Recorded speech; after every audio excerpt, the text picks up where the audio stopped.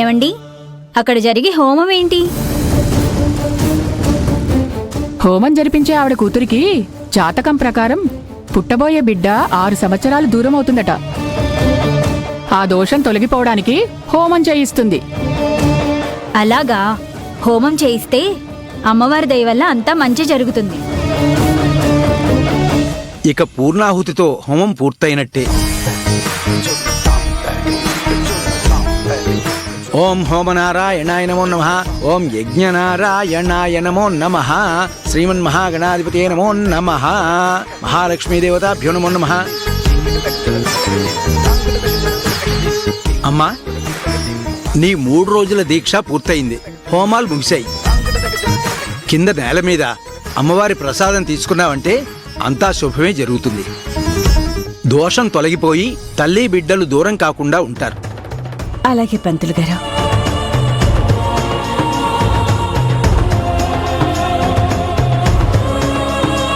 హోమగుండానికి దండం పెట్టుకుని ఆ బొట్టు పెట్టుకుంటే అంతా మంచి జరుగుతుందంటారు.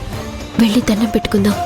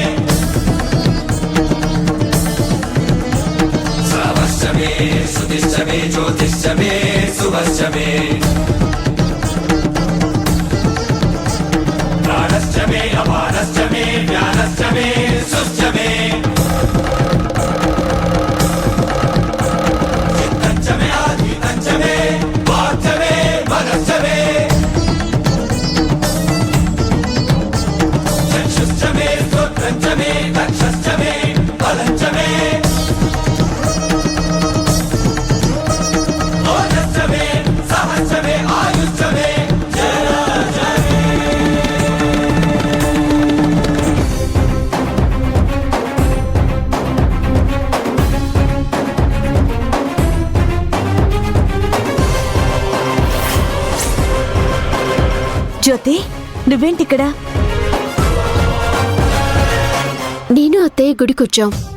3 రోజుల నుంచి నువ్విక్కడే ఉండి హోమాలు ఎందుకు చేస్తున్నావమ్మా? నువ్వింటికెళ్ళు జ్యోతి, నేను ఇంటికొచ్చాక మాట్లాడతాను. లేదమ్మా, నువ్వు నా సీమంతానికి కూడా లేకుండా నాకు సుఖప్రసవం జరగాలని హోమం చేయిస్తున్నావంటే నిజమనుకున్నాను. అందుకు కాదని ఇప్పుడే తెలిసింది. చెప్పమ్మా, ఎందుకు హోమం చేయిస్తున్నావు?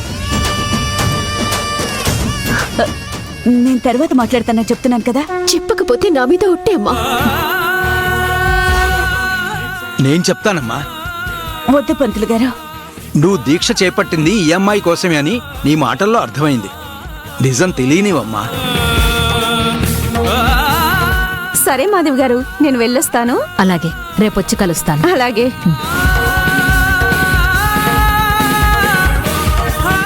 జ్యోతి, మీ అమ్మగారు గుడికొచ్చి నన్ను కలిశారు. అమ్మా, అమ్మాయి జాతకం పరిశీలించాను. తన జాతకం తల్లి జాతకంతో ముడిపడి ఉన్నట్టు గ్రహాలు సంకేతాలు ఇస్తున్నాయి.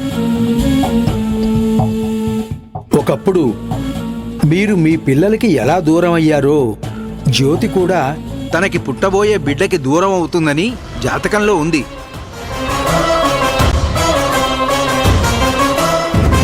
మృత్యుంజయ హోమం చేస్తే ఫలితం ఉంటుందా అని అడిగాను. ఉందనే బదులు వచ్చింది. నిర్విఘ్నంగా హోమం పూర్తయింది కాబట్టి ఇక మీద ఆ గండం పోయినట్టేనమ్మా. కంగారు పడాల్సిన పని లేదు.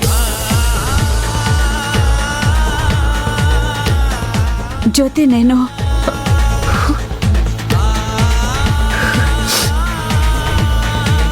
జ్యోతి, మనం తర్వాత మాట్లాడుకుందాం.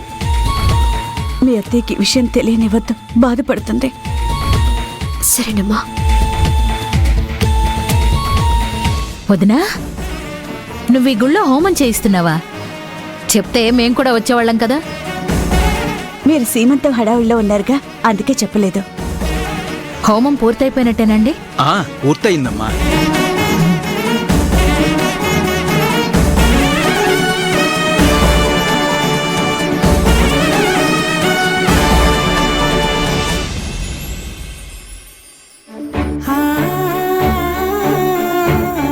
దొరబాబు, రాజ్యోతి, నువ్వింకా రాలేదేంటా అని చూస్తున్నాను. ఏంటి ఇంత టెన్షన్గా ఉన్నావు? దొరబాబు, నీకొక విషయం చెప్పాలి. చెప్పు జ్యోతి. అమ్మ నా సీమంతానికి లేదు కదా. అవును, నీ కడుపులో పెరుగుతున్న బిడ్డ క్షేమంగా ఉండాలని, నీకు సుఖప్రసవం జరగాలని హోమం చేయడానికి వెళ్ళింది కదా. హోమం చేయించడానికి వెళ్ళిన మాట నిజమే, కానీ కారణం అది కాదు. కాదు అంటోందంటే జ్యోతికి నిజం తెలిసిపోయిందా? కాదా? మరి దేనికి? నాది మా అమ్మది ఒకే రకమైన జాతకమని, నాకు పుట్టబోయే బిడ్డ నాకు దూరం అవుతుందని పంతులు గారు చెప్పారంట. నా బిడ్డ నాకు దూరం కాకుండా ఉండటం కోసం దోష పరిహారానికి అమ్మ హోమం చేయిస్తుందంట. నేను ఈ జన్మలో ఈ పాపం చేశాను దొరబాబు. నాకెందుకీ కష్టాలు? చిన్నప్పటి నుంచి నా కన్న తల్లి నాకు దూరం అయింది. మేము కలిసాము, అంత బానే ఉంది అని సంతోషించే లోపు జాతకం ప్రకారం నా బిడ్డ నాకు దూరం అవుతుందని ఈ పిడుగు లాంటి వార్త ఏంటి దొరబాబు? నా తలరాత ఎందుకిలా మారింది దొరబాబు? ఏడవకు జ్యోతి. పంతులు గారు అలా చెప్పినంత మాత్రాన జరగాలని లేదు కదా. దాన్నంత మనసు మీదకి తీసుకోకు. ఈ టైంలో నీకు మన బిడ్డకి అస్సలు మంచిది కాదు. లేదు దొరబాబు, మనసు మీదకి తీసుకోకుండా ఎలా ఉండగలను? అమ్మ దాన్ని అంత సీరియస్ గా తీసుకొని హోమాలు చేయిస్తుందంటే దాంట్లో నిజముంది కాబట్టేగా. జరిగి తీరుతుంది అన్న భయం వెంటాడబట్టేగా. పుట్టబోయే బిడ్డ గురించి నేనెన్నో ఆశలు పెంచుకున్నాను. జాబిల్లి అని పేరు కూడా పెట్టుకున్నాము. మనం ఎన్ని కలలు కంటున్నాం. మన ఆశలు ఆవిరవ్వాల్సిందేనా? మన కలలు దూరం కావాల్సిందేనా? చూడు జ్యోతి, కష్టం వస్తే దాటే దారులు వెతుక్కోవాలి, కానీ ఇలా కన్నీళ్లు పెట్టుకుని కుంగిపోకూడదు. జాతకంలో దోషం ఉంటే పరిహారం చేయించి సమస్యని తప్పించాలి గాని కుమిలిపోకూడదు. నీకు నేను చెప్పేది ఒక్కటే, నిన్ను మన బిడ్డని కంటికి రెప్పలా కాపాడుకుంటాను. మన బిడ్డని నీ నుంచి వేరు కానివ్వను. ధైర్యంగా ఉండు జ్యోతి.